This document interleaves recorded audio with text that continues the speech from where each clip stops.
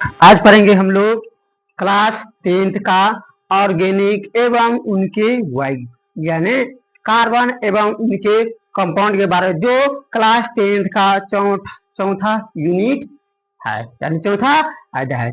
तो इससे पहले हम लोग पढ़ेंगे कि कार्बन क्या है, कार्बन के कुछ परिचय पढ़ लेते हैं। कार्बन क्या कर सकता है, कार्बन की कैटनेशन यानी श्रृंखला बनाने की शक्ति ज्यादा है, काफी चेन बनाने की क्षमता है। लेकिन यही पूछेगा कि सिलिकॉन में काहे ने हुआ है, सिलिकॉन के भी चार को बंधन बनाता है, तो सिलिकॉन क्यों बना गया है, कार्बन ही चैप्टर क्यों बना है, सिलिकॉन क्यों बना है। तो हम लोग कह सकते हैं कि सिलिकॉन में श्रृंखला बनाने की शक्ति नहीं है, जबकि कार्बन में श्रृंखला बनाने की शक्ति बहुत अधिक है, यानी चेन बनाने की शक्ति सबसे अधिक है। कार्बन के चेन बहुत सारा बना सकता है, लेकिन सिलिकॉन के साथ कार्बन का चेन नहीं, सिलिकॉन के साथ कार्बन चेन नहीं बनेगा, लेकिन कार्बन के चेन बहुत सारा चेन बन सकता है, इसीलिए कार्बन को ही चूज किया गया। तो जल्दी नोट करो, कार्बन पूछेगा कार्बन का परिचय क्या है, तो कार्बन किसे निरूपित करते हैं, तो लिखेंगे C6 ऊपर में 12 लगा देंगे, और इसी को लिख सकते हैं इस साइड 6 भी देते हैं, ऊपर में इस साइड 12 भी दे सकते हैं, और 6 को हम लोग परमाणु संख्या बताया, ऊपर में क्या कहेंगे, जो 12 है परमाणु संख्या, परमाणु भार, परमाणु दरमियान बोलेंगे। संकेत कितना है कार्बन की 6, परमाणु दरमियान कितना होता है कार्बन के, तो 12, परमाणु संख्या कितना होता है, तो 6, कार्बन का इलेक्ट्रॉनिक विन्यास कितना होता है, 2 4। पूछेगा कौन सा धातु है, धातु या प्राकृतिक क्या होता है, धातु। पूछेगा कार्बन का संयोजकता कितना है, 4। पूछेगा कार्बन कितना बंधन बनाता है, चतुर्थ बंधन बनाता है, यानी 4 बंधन बनाता है। इसके बारे में नोट करो। इसके बाद पढ़ेंगे हम लोग कि कार्बन की खोज सबसे पहले कौन कौन सा वैज्ञानिक ने खोज किया है, इसके बारे में पढ़ेंगे हम लोग। तो पहले नोट करो, अब हम लोग पढ़ेंगे कि कार्बन की खोज कौन कौन से वैज्ञानिक किया। तो सबसे पहले हम लोग पढ़ेंगे कि कार्बन का जो खोज किया उसका नाम बताएंगे, कौन सा वैज्ञानिक है। तो सबसे पहले जानते हैं कार्बन का। तो सबसे पहले एक बर्जीलियस वैज्ञानिक ने बताया है कि जो कार्बन का जो उत्पन्न होता है केवल जीवित कोशिका ही करता है, यानी लिविंग सेल के अंदर, जीवित शरीर के अंदर ही बनता है कार्बनिक पदार्थ। क्या बनता है कार्बनिक पदार्थ, जो 1815 ईस्वी में बर्जीलियस ने है।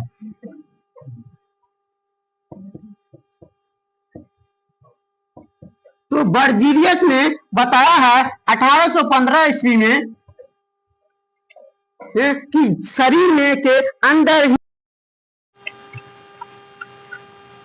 तो बताएंगे यूरिया का निर्माण किसने बताया है, तो ओलर ने। तो ओलर क्या था, तो बर्जीलियस का शिष्य था, यानी चेला था। क्या था, शिष्य यानी चेला था। बर्जीलियस का शिष्य ने बताया है जब अमोनिया साइनाइड को जब गर्म करते हैं तो यूरिया बनता है। क्या बनता है, यूरिया। जो किस कहां बनाया है यूरिया, ओलर ने, तो लैब में बनाया। क्या बनाया है, लैब में बनाया है।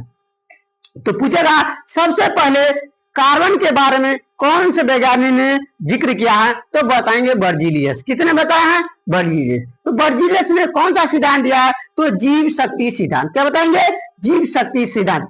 बर्जीलियस ने क्या दिया है, जीव शक्ति सिद्धांत। कितने ईस्वी, 1815 ईस्वी, 1815 ईस्वी। यह जीव शक्ति सिद्धांत कहता है जो कार्बन का जो निर्माण होता है केवल जीवित कोशिका में ही होता है। किसमें होता है, केवल जीवित कोशिका में होता है। लेकिन आगे चल के उसी के शिष्य ने बताया है कि कार्बन का निर्माण केवल जीवित कोशिका में नहीं होता है, कार्बन का निर्माण और अदर में भी होता है।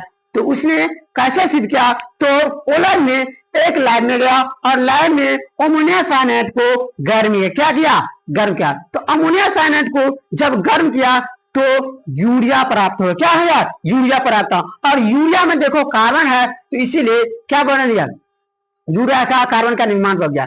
तो अमोनिया साइनाइड सबसे पहले पूछेगा कार्बन कौन से कंपाउंड बनाया गया है, तो यूरिया। क्या बनाया है, यूरिया। किसने बताया यूरिया के बारे में, तो बताएंगे ओलर। कौन बताया है, ओलर ने। किसने बताया है, ओलर ने। तो सबसे पहले हम लोग को पूछ सकता है कि यूरिया का सूत्र क्या है, तो CONH2 का होल 2। क्या बताएंगे, यूरिया का सूत्र पूछेगा तो CONH2 का होल 2। क्या बताएंगे, होल 2। अगर पूछेगा अमोनिया साइड का सूत्र क्या होता है, तो NH4 का CO, NH4 का NH4CO को क्या कर रहा है, ओलर ने गर्म किया। तो गर्म किया करने के बाद क्या होता है, CONH2 का हुआ है। अमोनिया यानी यूरिया आया है। पहले नोट करो इसको। देखो उतार लिए हैं। अब हम लोग पढ़ेंगे कार्बन अधिक मात्रा में कहां कहां उपस्थित होता है।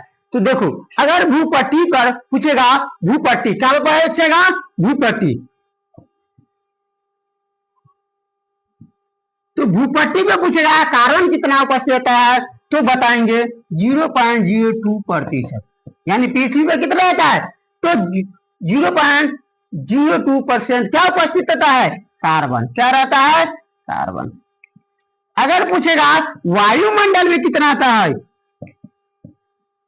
तो वायुमंडल में पूछेगा कार्बन कितना होता है, तो 0.03%। अगर परसेंट हटा दे तो क्या हो जाएगा, इसी को लिख सकते हैं 0.003, क्या हो जाएगा 3। तो वायु में पाया जाता है कार्बन कितना, तो 0.03%, और उसी को हम लोग कह सकते हैं 0.0003। क्या कहेंगे, 0.003। अगर पूछेगा भूपट्टी में कितना पाया जाता है कार्बन, तो 0.02%, और इसी को हम लोग बोल सकते हैं 0.0002।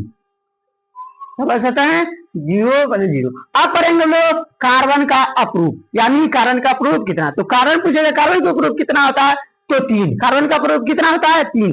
पहला है हीरा, क्या है, हीरा। पहला क्या है, कार्बन का अपरूप। अब क्या पढ़ेंगे हम लोग, कार्बन का अपरूप।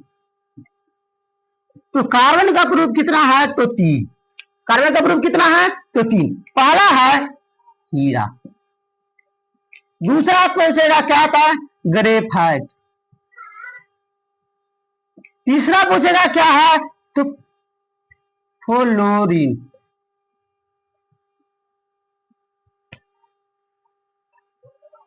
क्या हो जाएगा, फ्लोरीन। तीसरा क्या हो जाएगा, फ्लोरीन हो जाएगा। हीरा, कार्बन का अपरूप 3 है, हीरा, ग्रेफाइट और फ्लोरीन। सबसे ज्यादा पूछा जाता है कार्बन बोर्ड में, जो हीरा और ग्रेफाइट में अंतर क्या है।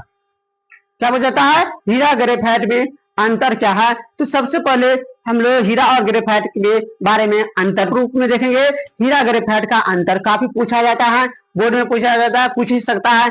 हीरा और ग्रेफाइट में अंतर पता है तो हम लोग एक साइड क्या लिखते, हीरा लिखते। तो कैसे लिखते हैं, हीरा, और एक साइड लिखते हैं ग्रेफाइट। क्या लिखते हैं, ग्रेफाइट।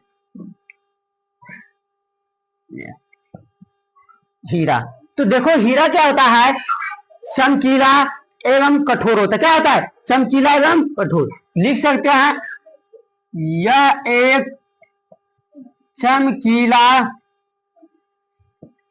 या कठोर होते हैं।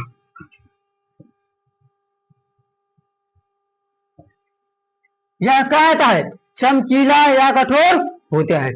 और ग्रेफाइट क्या आता है, यह मुलायम होते हैं। क्या आता है, यह मुलायम,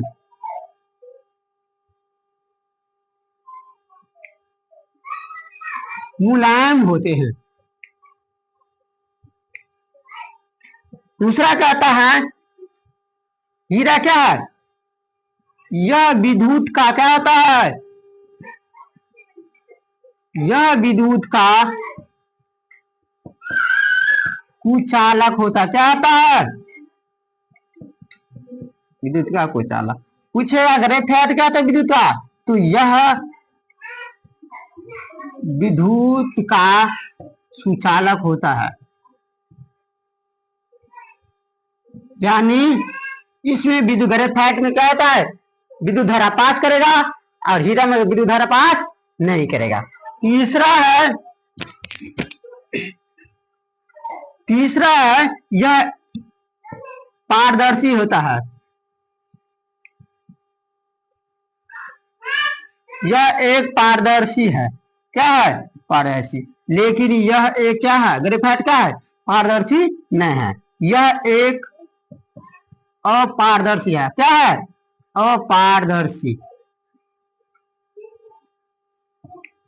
क्या है, अपारदर्शी। चौथा है हीरा। यह परमाणुओं के बीच का संकरण sp3 बनाता है। क्या sp3? लेकिन यह कार्य हीरे ग्रेफाइट कहता है sp2 बनाता है। यह कार्बन के परमाणुओं के बीच क्या होता है? यह परमाणुओं के बीच का संकरण